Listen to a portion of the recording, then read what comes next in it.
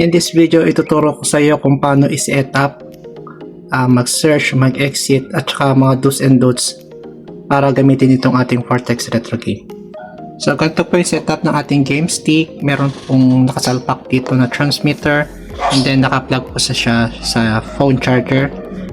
Merong red na ilaw na color blue dito sa game stick na indication ng power. So, make sure na may ilaw siya. Sometimes naglulos kasi ito, ilagay nyo lang ng fit nyo na lang siya ng maigi.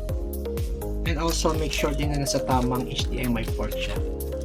Kung anong nilagay nyo sa likod, dapat yun din sa TV ninyo palagay. Anong HDMI. And then meron po tayong dalawang controller na red. Ito yung primary controller, itong green secondary controller. Meron din siyang on and off switch dito sa side. And this one, papunta to sa dulo ng HDMI port.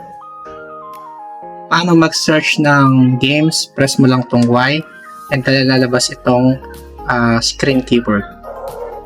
Type mo lang yung word na metal and then gamitin mo itong left arrow. I-X mo lang siya para ma-add sa favorites. So papakita ko sa inyo mamaya kung saan yung favorites. Lahat ng metal slug, lagay mo lang siya sa favorites o X. Dito siya mapupunta. Yan, dyan sa favorites. So, nandyan lahat yung mga inilagay mong mga games and metal slug.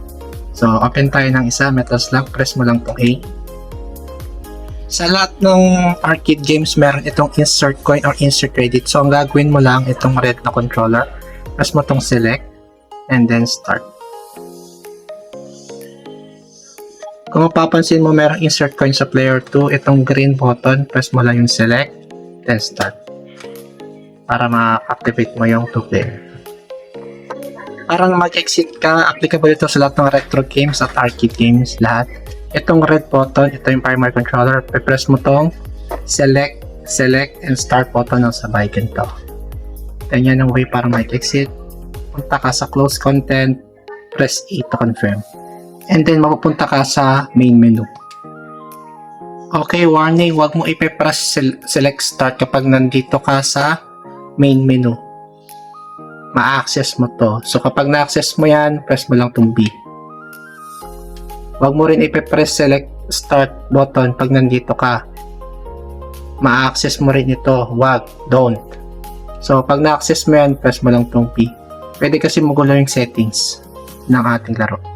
Ipe-press mo lang itong select start button ng sabay pag nasa loob ka ng game. Naglalaro ka na at gusto mong mag-exit. Sa mga PSP game, ituturo ko sa iyo kung paano ka mag-exit. Pag PSP game, tatlong way para mag-exit. Ipe-press mo tong right joystick, itong left, o kaya itong select button pag nasa loob ka ng game. Dito kasi iba-iba, sometimes ang pinipress dyan ito, or sometimes ito, or sometimes itong select button. Para mapunta ka dito sa ganitong settings. And then punta ka sa exit, press B or A or B lang ha, para mapunta ka dito, A or B. Kaya itong GTA, hindi gumagana sa kanya yung select, ang magana sa kanya ito. Para mag-exit sa GTA, press mo tong L2. Yan, para mapunta ka dito sa settings na to, then punta ka sa exit. Kung hindi gumana tong L2, itong right joystick yung i-press mo. Ito, i-press mo nyo ganun. Yan, i-press mo ganun. Pag di gumana yung L2.